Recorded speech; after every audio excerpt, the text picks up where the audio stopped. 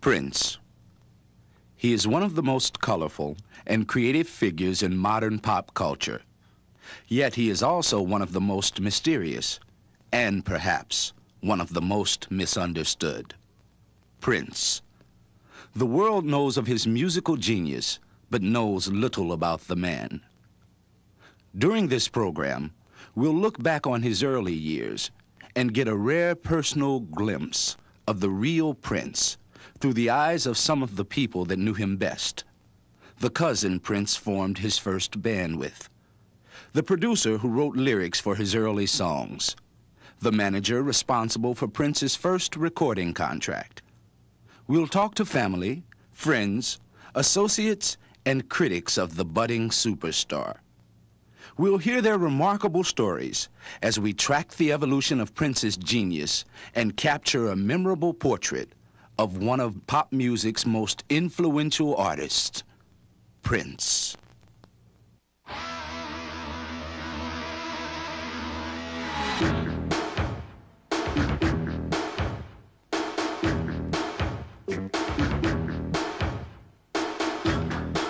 In 1984, a young and controversial recording artist from Minnesota took the entertainment world by storm with Purple Rain, a best-selling record and movie. Prince had arrived. One man, many instruments, and an empire built on music, sex, salvation, integration, high fashion, hard work, and genius.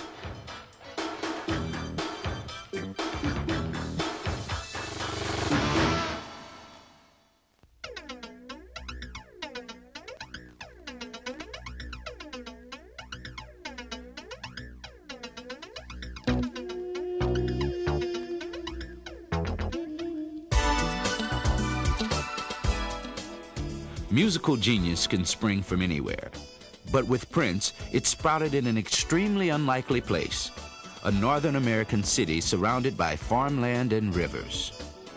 Born on June 7, 1958, the future king of rock slipped into the world at Mount Sinai Hospital in South Minneapolis.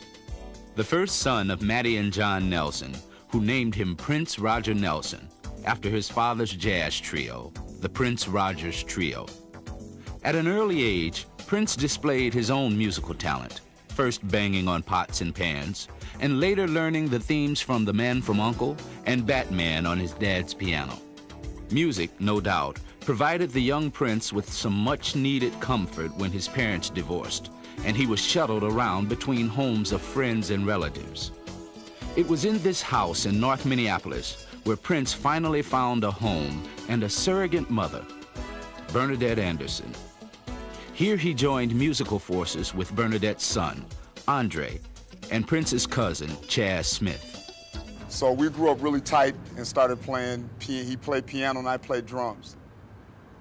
And we kind of kicking it around the house a lot, you know, making noise and trying to sound like Michael Jackson. 11 years old, we weren't supposed to go to Parade Stadium to see Sly and the Family Stone. We went anyways, and they had cut through the fence, and we snuck in. We weren't even supposed to be in there, but then that's when I think we seen, well, we all looked at each other and said we wanted to do this for a living. Black radio, or the lack of it in the Twin Cities, helped shape Prince's early music. The only funk or modern R&B he heard came from a poorly powered community radio station called KMOJ. Grand Central was derived from the group Grand Funk, actually, because we played a lot of their music. They had an album out called Flight to Phoenix. For white guys, they were so funky. I mean, they had the power of the guitar player doing all the chords and doing solos at the same time. Mark Farner controlled the band, and that's what Prince wanted, and that's what we liked about it, man. It was so cool. Oh. Places for a band of underage black kids to play in were few and far between. Basically, we could only get handout gigs, we called them. Like, we'd set up in the backyard of our next-door neighbors and just start playing at 9 o'clock at night, and there'd be so many people in the yard, the police have to be called. And they'd have to disband us, or people would see us and they'd go, will you play at our wedding, or will you play at the YMCA? We always played for Andre's mother because she worked at the YWCA, so whenever there were gigs, even if we didn't want to do them, she'd say, you guys are playing March 3rd at the Y. Okay, we'll be there. The band started, everybody started maturing and getting kind of big-headed. And an incident I remember specifically that Prince wanted to be the leader. At first it was all of us one for all, and all for one. It seemed we wanted to bring in another member from Flight Time that was having problems with him. His name is David Allen. They call him Batman. We wanted to get him because he's an incredibly talented saxophone player to this day. But we wanted him in the band, and we went to Prince to get him in. We said, man, this would be a great opportunity to get this guy in the group. And Prince said no. And we kind of then said, oh, if Prince doesn't want him, well, then we, you know. And from then on, Prince kind of realized that the power that he had harnessed. We didn't really know that we were actually giving it to him, but we really did let him know that, like, man, if I quit, if he quits, then it's whatever he says goes.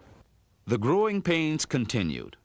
Before long, Chaz was replaced on drums by a brash new kid at school named Morris Day. One day I come from football practice and my drums are moved over, and Morris's little wood set that I seen in his house was there.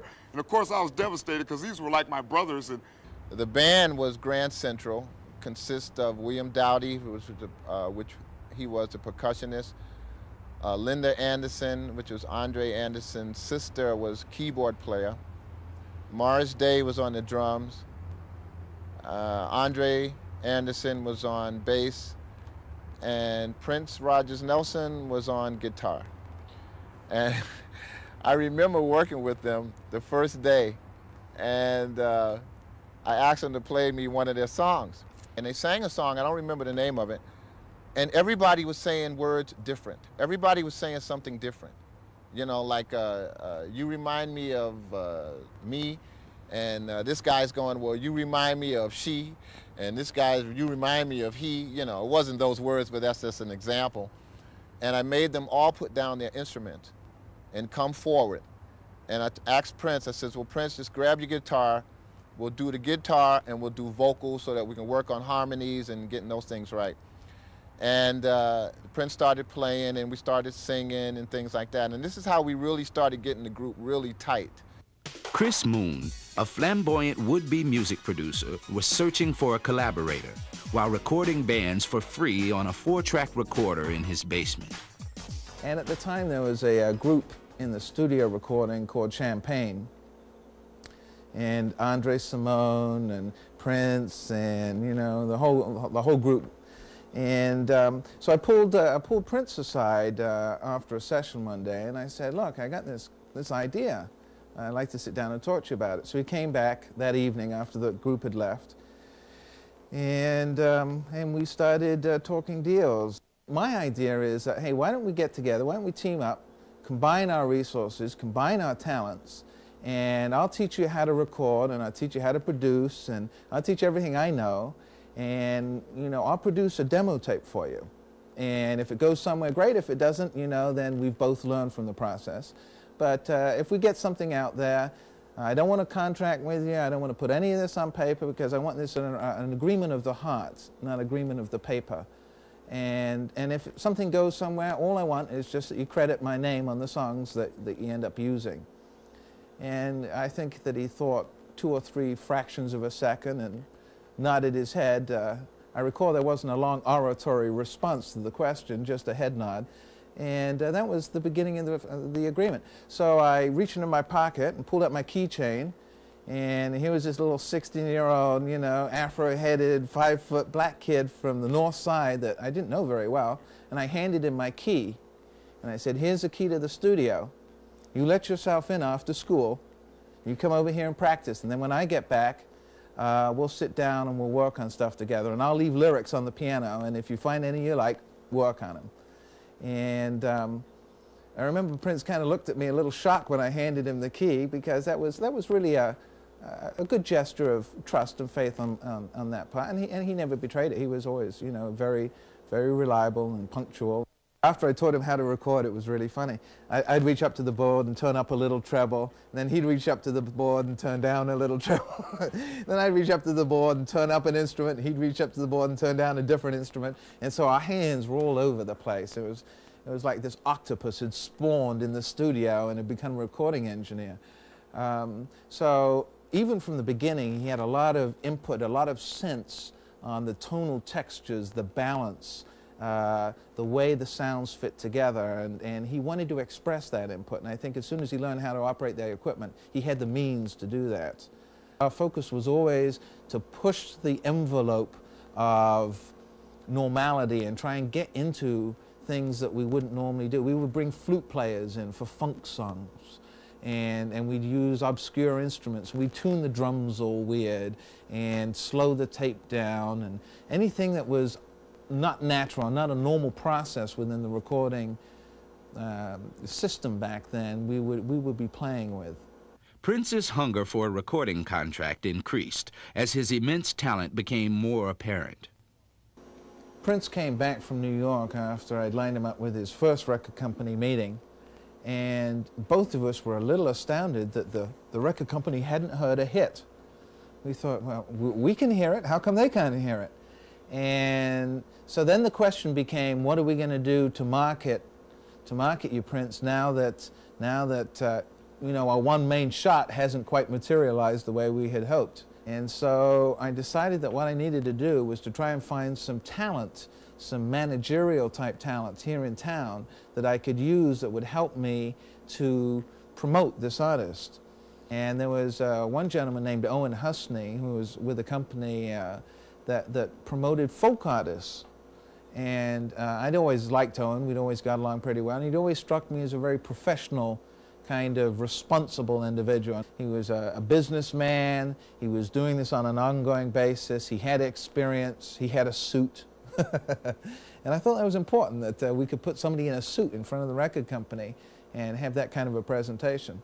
So I went over to Owen and took my tape under my arm and sat down with him and I said, look, I got something I want to share with you here. Finally, after 5 days of him sitting on my couch in my reception area, I said, come on in, and he plays this tape. And I said, it's great, it's unbelievable, who's the group? And he said, sit down. And I said, what do you mean? He said, sit down. So I said, well, who's the group? You got to tell me who the group is. We have to get to them. He said, it's not. He said, it's one guy writing everything, singing everything, playing all the instruments. And I just looked at him, you know, in my business-like manner, and I said, does he live here? Does he live in Minneapolis? Well, when Chris Moon brought him over to my house for that first meeting, what I saw was a young kid who had a certain look in his eye. Now, I've seen, if you ever see the early Little Richard photographs, they're sort of this, the rest of the group, he was in this group, and I can't remember right now what the name of the group was, I think before he became Little Richard. And there are all these guys sitting there in this group, and they're sort of like looking off here, and they're looking up here, and they're smiling for that nice little photograph. And then there's that Little Richard picture, and those eyes are dead on, and there's fire in those eyes, and there is that, you know, that I am going to make it look, and I know what I've got, and I'm getting there kind of look. Well, I saw that. The minute Prince walked in my door, I saw that look in his eyes, and I knew that this was the real deal. I found him to be extremely intelligent, and that, again, that's, I think, when I saw how well focused he was and how intelligent he was, and the fact that he was like 16 or 17 then or whatever, but he had the mind of like a 35-year-old, and that's how focused he was. That's when I made a decision that I was going to leave whatever. I owned 3 companies at that time, and I made a decision to walk away from those 3 companies and devote my life to them. Husney started to work immediately on the marketing of Prince. And my first thing was to, you know, not sign him to some local record label and do some local schmokel kind of deal. But my first belief was, okay, we've got to do something here, and we got to get our rear ends out to the West Coast. We got to make a record deal for him as soon as possible, and it has to be first class. So we got on the plane and we went out there, and we had our top #1 attorney in the town, so we were first class all the way. Nothing was going to stop us. And we made presentations to all these labels, and we did present to ABC, RSO, Warner Brothers, CBS Records, and A&M Records.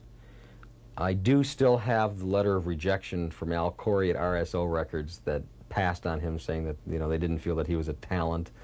I do have a letter, I can't find the letter from ABC, but A&M, CBS, and Warner Brothers all offered us deals almost on the spot. Not quite, but it was almost on the spot. And so I got on a plane, came back to Minneapolis, and I can remember here I was, this guy from this little, everybody thought was a cow town. They couldn't even figure out how did you guys from this little cow town in the frigid north with no black people, why were you out here with this young black kid presenting this tape? And after they heard the tape, it was unbelievable. So, make a long story short, I came back to Minneapolis and I have the heads of all these record labels. I'm just this little guy from this cow town, right? My phone is ringing off the hook with the heads of all these major record companies. It was, for me, it was a dream come true. The deal that we came away with was a pretty spectacular deal for that time.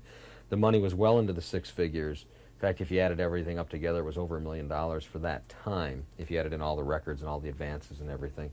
So we march off to Sausalito, and making this record at I believe it was the record plant in Sausalito.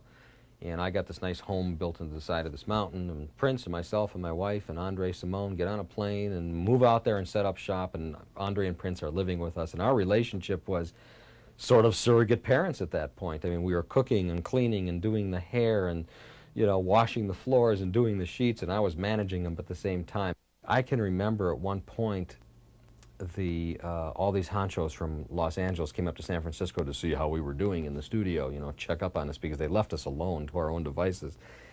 And so I believe it was the president of Warner Brothers and Russ Thyrett, who was the VP of, he's now a senior VP of promotion at that time, I believe, two very big people within the company, fly up to San Francisco to see how we're doing. And I can remember walking in the studio, and Prince is working away in the control room, and he's there listening to a playback of some down-tempo song, and there was no bass. Prince didn't want any bass in the song, so I remember Lenny said to him something like, well, shouldn't there be a bass guitar in that song? And Prince looks at him and he says, that's it, out, all of you out now, get out, that's it. And so I'm out in the lobby of the studio going, well, don't worry about him, he's really a good guy, Because here he's throwing the whole entourage from Warner Brothers out. Prince was right, and he was right in what he was doing, and nobody was going to get in his way to doing it. Warner Brothers wanted Prince to put together a band from California. Instead, Prince went back home and started putting things together there. All of a sudden, Prince got to deal with Warner Brothers, and they were down in Owens. Owen had a studio down by, where's that, Loring Park. So Prince had me come down there, and I get down there, and he's got like drums and everything set up. Just had came back from playing with Fleetwood Mac and everything. I was like, wow, man, all our dreams. He had met Santana, and he said he was doing an album and everything, and I was like, yeah. And I seen everything, all for proof. I seen what was going on, promotion and all this stuff, and I said, wow, man, this is pretty incredible. He said, you want to be in the group? And I said, again, yeah, I'll do it. So we got Andre back, and the whole band was kind of practicing on the side. Started working close together with Owen, doing little things at first. They needed a rehearsal space, so I gave up my home for them to rehearse and form the band at my house. Andre was immediately in the band, you know what I mean, because they lived together. So that worked out fine for them. Bobby Z was his drummer. Not that he was a great drummer, it was because he was a white drummer. And Prince wanted a mixed group because there were a lot of better drummers around at the time than Bobby Z. Not saying that he wasn't a good drummer, but there were a lot other better ones that Prince could have taken, but they were black, And one of them was Chaz, his own cousin, which is a great drummer. But he didn't want a black drummer. Bobby and I had gotten a confrontation about it, and Bobby said if I made it, I would be making it selling records behind the record shop, in the store, and he'd be the one. I mean, it got that kind of little touchy, and Prince allowed him to say that to me, and I thought it was kind of really weird, being that I'd known him all my life, and we've been buddies, and that kind of thing came down. They rehearsed long hours. I'm serious. I mean, Prince had these guys working. He had them complaining because he was working them so hard. They'd start off around 10 or 11 o'clock in the morning, and around 10 or 11 o'clock at night, they were just finishing up. you know, everybody. There was Matt Fink, Bobby Z, Andre Simone, Des Dickerson, Gail Chapman, and of course Prince. Prince's would-be coming out showcase gig was at the Capri Theater, I think in the early January of 78 or 79, and it was mostly a showcase for the record company to see what he could do, so they flew in all of these California-baked studio execs from Warner Brothers, put him up in this dilapidated, poorly heated theater on the north side called the Capri. That night we were there at the door taking the tickets and doing all that kind of stuff. I came in late because I had to get Prince's boots shined. Didn't Mo Austin come? We had the Warner No, Brothers. Mo Austin was here, man. I know Barry Gross was here, and I know Mo Austin Russ came Direct. because them guys came at the Russ there, and them guys came at the Right. same time. Limo. Came in a limo. That's right. They had the Warner Brothers jackets on. Did any of you guys get a chance to talk to Prince before he went on? Where was he? Does anybody know? Because I caught him in the bathroom. I seen him when he was just getting ready to go when he was in the bathroom. He was scared to death. I thought he was like backstage or something. Scared to death. The KMOJ announcer that night sounded downright prophetic. When introducing Prince, the DJ proclaimed the power and the glory, the Minneapolis story, Prince. The send-up, unfortunately, was better than the performance. Prince came out and performed. You know, there were a few little girls screaming and stuff, but for the most part, it was a very unremarkable, unmemorable show. The thing that struck me most about it was that how wild Prince and Andre and Des Dickerson all looked, and yet how uneven Prince's showmanship was. It was far below what it would be even a year later when the second album came out. But I can remember for the encore, he just kind of walked on stage and said in this very deep voice, which I think took everybody by surprise, you know, if you don't make some more noise, we're just not going to play. And it was like, well, who cares? I think everybody had seen enough and had known enough that he wasn't ready for any sort of concert tour or record tour. And I actually rode home with Prince that night, and Warner Brothers didn't feel like they were ready to go on tour, which I was kind of happy in a way. And then in a way, Prince was so devastated that he actually looked like he was going to cry, because it would look like the end of the world because they didn't accept the band wasn't ready. And I kept saying, man, even though to my displeasure of not playing, I still was pumping him, going, man, that doesn't mean anything. You'll go back. That doesn't mean nothing because they're not ready for the band now. I mean, hey, go back and do some more stuff. And that night was probably the last night I really had a real communication with him and seen some sensitivity. It was because it devastated him that he thought the band was groomed enough, and Warner said. Prince, I think, wanted it to happen faster, and because we had all deluded ourselves with this whole deal that we were going to be multimillionaires, when it didn't happen the way that we wanted it and needed it to happen at that time, I think we all became very disappointed, and we started to wear on each other. I don't think it was Prince that was changing that much as the people that were around him that were changing. His popularity was growing very quickly, and some of his friends, they wouldn't talk to him the same way as they talked to him before.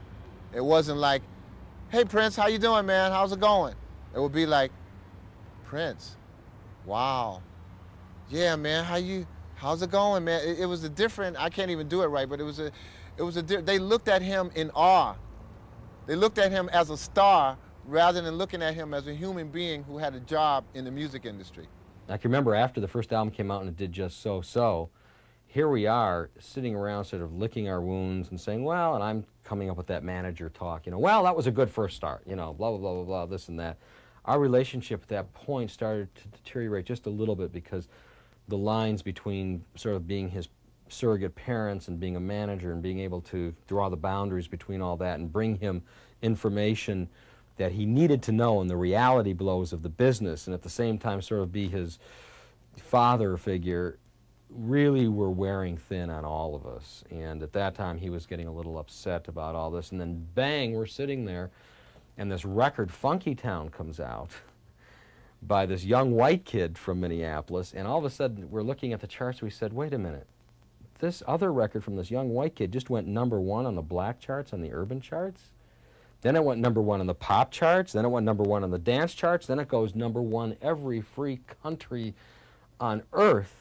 They called me and said, by the way, it sold 23,000 albums in New York the first day it came out. I said, is that good? I didn't know. They said, that is good. You got a monster. I don't know if Prince will ever cop to this, but I think that record served to propel him. I know it caught him. It had to. I think that served to propel him on to really do what he had to do. But things were changing in Prince's court. When Owen, Husney, and Prince broke up, you know, it was kind of an emotional letdown for me because Owen did a lot, you know, for Prince, you know. Maybe Prince outgrew him or something like that, you know, because Owen was running the ad company and being a manager at the same time. And maybe Prince was kind of like telling Owen to do little minor things like space heaters and, you know, little things like that, just to pick at him just a little bit, to get him to do something. But I don't think Prince really knew what he wanted Owen to do. You know what I mean? It was like he knew that he needed a manager, but for what reason, you know, he was too young to know. We were so close at the time that I think I liken it more to breaking up of a boyfriend and girlfriend relationship rather than a manager-artist, you know, saying, screw you, get out of here, get out of here. There was a little bit of that, but there was a lot of emotion and I think a lot of hurt on both sides when we split up, because there was a lot of time invested, and there was a lot of time invested for both of us into the relationship on a business and a friendship level. And I think that made it tougher emotionally for us to part, other than just being some, you know, business issue. So it was tough, and it wound up, you know, it wound up where we both just left each other alone after that. It wasn't this thing of constant berating each other, doing anything. And I would never say anything negative about him because I do believe in what he does, and I'm a firm believer in his genius. The second record, which I think was called Prince, was a little hint, I think, of what he could do commercially. I think it was probably his most self-consciously commercial record.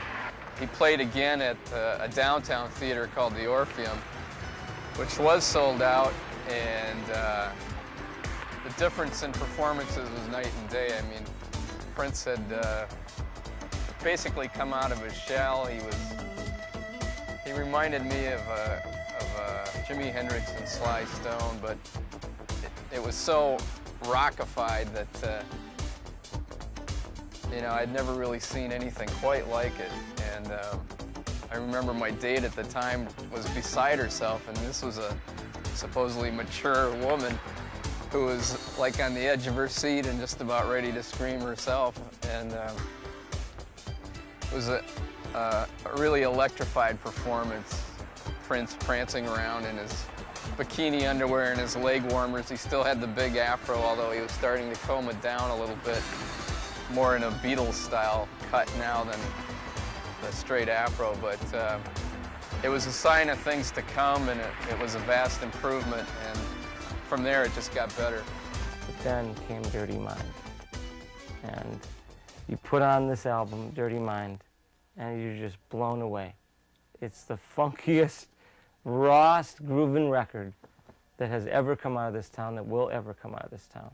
Dirty Mind, which, I mean, just broke down all the doors, sexually explicit lyrics, the look, the sound of the thing, and then the multiracial, multi-gender appeal. I mean, it was a record that just crossed all the taboos and rewrote the map for where people should go musically. Controversy followed Dirty Mind, touching again on the taboo themes of sexuality, with allusions to politics and religious imagery too. 1999 put him on the charts, It was a phenomenal record, a double album. It really showed what a command he had of the studio, and it also expanded him musically into some jazzier things and some very experimental pop directions. Also yielded the biggest single to that point, Little Red Corvette. Charged with destiny now, Prince and his band began a series of surprise gigs at First Avenue. You could probably compare it to, I don't know, the Beatles going on the roof at Abbey Road or something, and here, you know, Prince would routinely show up at First Avenue either to hang out or to do gigs, and it became a big deal to be there. It was becoming clearer and clearer that this guy was a major talent, prolific beyond belief, and a tantalizing performer, the likes of which you probably hadn't seen since Jimi Hendrix. Yeah, he played here. I forget the acts. That was the time U2 played here a couple times. REM first played here in the early 80s. That's REM, U2, Billy Idol, English Beats. There was a lot of shows going on at the time. But apparently something clicked because he picked up on the club in terms of wanting to play here every now and then for these unannounced shows. With 1999 a critical and commercial success, Prince began conquering America, then England and Japan. Rolling Stone named him Artist of the Year in 1982. The stage was set for Purple Rain. There had been talk for a year that Prince was writing a movie when he was on tour for the 1999 album. I know that the Warner Brothers film division thought, this is something we have to do, let's do it, let's get it out. All of a sudden they had an $80 million US hit. Well, it went on to make almost as much money worldwide. The record took off. He was all over the radio that summer in 1984. With the release of Purple Rain, Prince was vaulted into superstardom. His royal badness became a household name.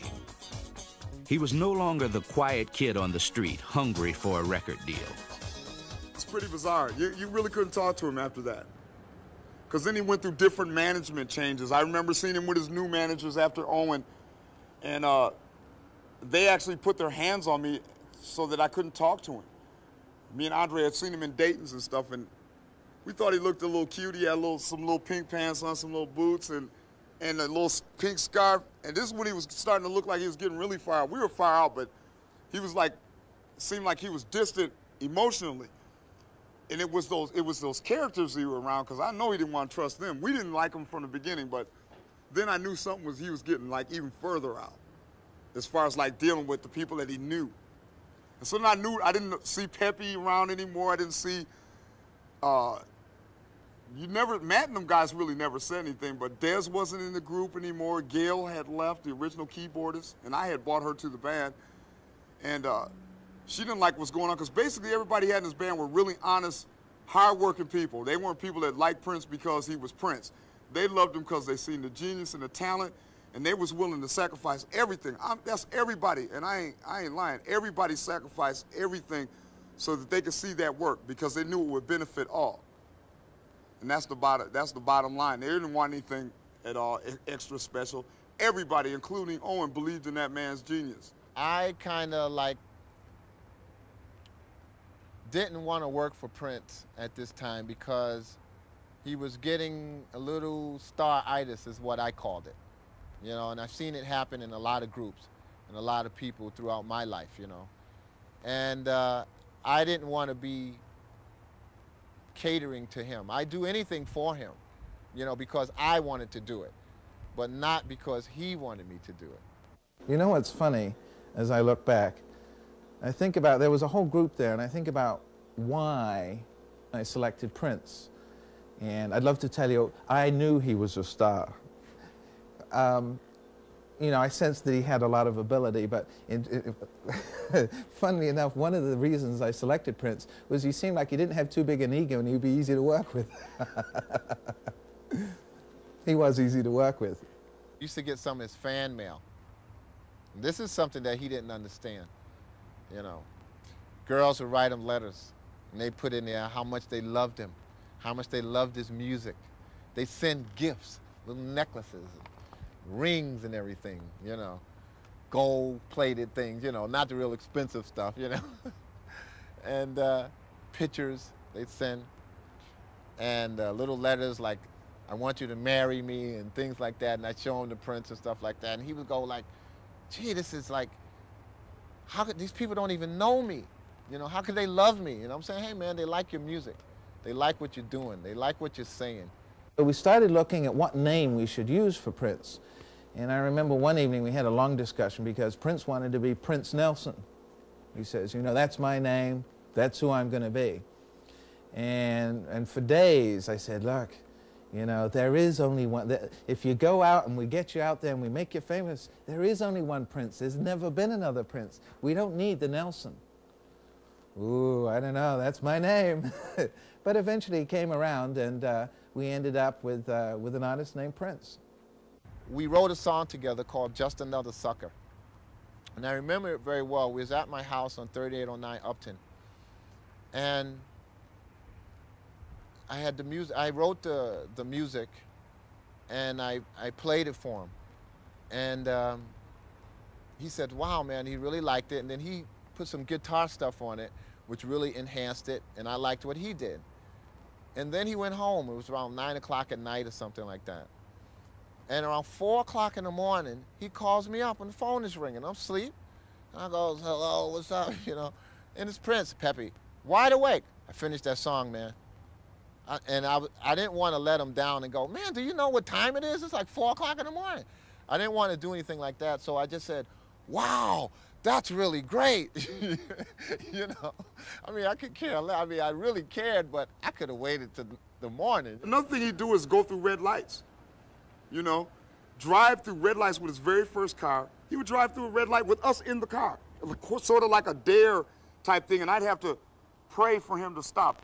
Prince, please let me out of the car, please. Can you please, man, just let me out right on the corner. I don't care, man, I don't. And he would just look at me like he had some kind of magic. I swear to God, like he knew that no cars were gonna hit him when we went through this red light. And I didn't like that though. That was too much for me. I was like, hey, okay, I can go along with the mythology, hey, but this is like, you know, so that's the kind of guy he was. Because he sang in a falsetto voice, I don't think that he had fully gained the confidence of the acceptance of that kind of a voice. And so he would tend to sing very quietly. And I remember I was always in the control room. I didn't have the world's best equipment. And I was shoving all the faders all the way up and trying to get his, you know, turning everything up I could and having him move closer to the mic and trying to get a little more volume so that I could see some needle fluctuations on the VU meters. And I was just not getting enough level. It was really an equipment deficiency more than anything else. And so I had to get Prince to sing louder. And so one of the ideas that I tried, I said, look, we're gonna scratch the approach we've been doing. We're gonna try something new here. So I laid pillows down on the floor in the studio, and I had him lay down, and I put the microphone virtually in his mouth, and then we turned off all the lights. And I said, now I'm just going to leave you laying there for a little while just to kind of get relaxed. And we put some headphones on him. And there I am in the control room, pitch black, you know, with this match, trying to find out where the right buttons are. And there's Prince out there somewhere, laying down on the floor with this microphone in his mouth. And I start rolling the tape, and all of a sudden, I get a louder voice. And I think, this is it. I've found the magic. Prince really conjured the whole Purple Rain mythology, I think, in order for him to be able to survive and to break through. Because, in fact, Prince grew up in a Minneapolis where there were no creative outlets for his music. There were really no models for the kind of music he was drawn to make. He had to fashion it as he went along, and he, in the process, fashioned a whole world. When Purple Rain was filmed, all the tourists came in. Is Prince there? I could have Sonny Ade or Neville Brothers on stage, and people, who cares, you know? I mean, they want to see Prince. Is he around? And you'd say, but look, this is the Neville Brothers. They're great. It wasn't that he changed. It was the people around him that changed. And I think later on, because he could get anything he wanted from people, that it affected him. You know, whether it's good, whether it's bad, that's for who to say, who knows. You know, but I think that he started really feeding off of other people wanting to do things for him. You know, at first you would go, no, no, no, man, I do that, I'll do it. But then, you know, when you get 10, 15, 20 people who want to do stuff for you all the time, then you go, oh, okay, okay. You know, and then it just gets to a point where he didn't have to do anything anymore but his music. Prince came up at a time when the playlists on radio were as drastically segregated as they'd been any time since the early 60s.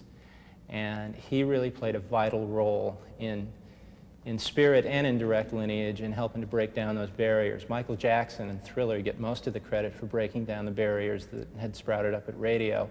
But I really think Prince and his whole kind of crossover project from Dirty Mind onward also had a great deal to do with that. I mean, he simply refused to admit of any kind of stylistic boundaries, and I think that had a really healthy effect on what was becoming a more and more segregated musical set of playlists at the time. I remember there was always a very deep sense that he had to compete with Michael Jackson. That was his only competition, and that there was enough closeness in style that he had to peg out his own territory. I believe that he had a lot of musical influences, but I believe that Prince was not the type of person to be influenced and sort of stuck emulating that kind of person.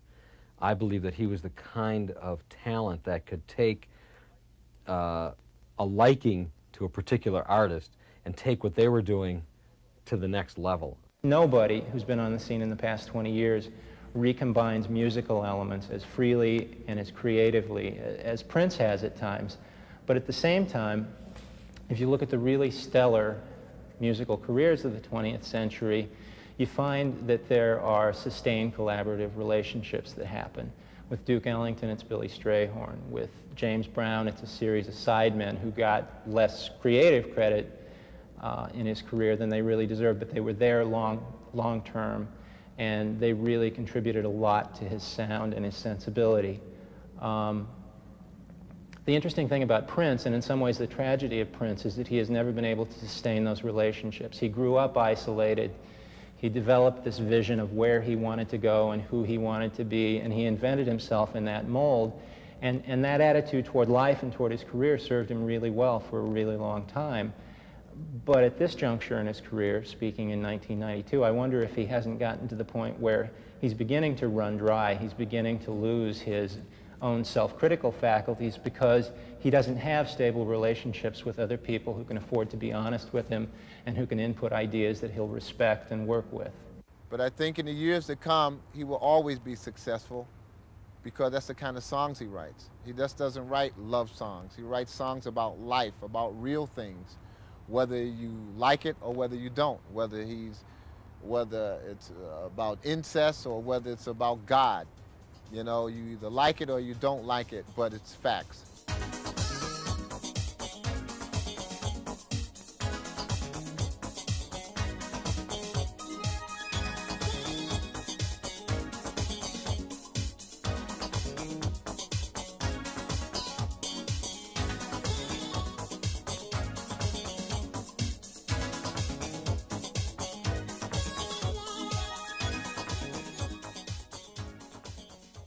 In my opinion, he should be looked at as the most significant artist of the 80s because he pumped in a phenomenal energy into this black music thing.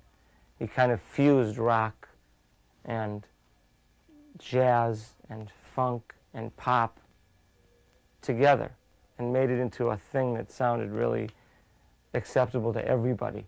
Prince will be looked upon, I think, in the same regard as a lot of the pioneers and the superstars from of the last 50 years, you know, with Presley and the Beatles, the Rolling Stones, Little Richard.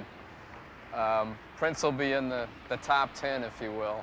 Even though he is recognized worldwide and his name is known by, you know, every household that exists today almost around the world, that people really don't understand him in total.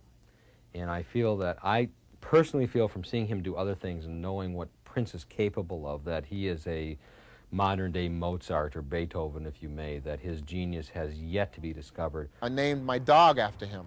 I had got a dog a guy gave me around the lake, Samoan Husky. I brought him home. He was a nice little old puppy, a nice little white puppy. And they used to I'd come in the door and Prince asked me, what's the dog's name? You know, he was on his way to rehearsal down in the basement. And I go, I didn't have a name for the dog because I just got him about 20 minutes ago. So I said, his name is Rinse. Yeah, that's his name. His name is Rinse. Prince without the P. And he said, oh, I like that. I remember the first time I went to see Purple Rain.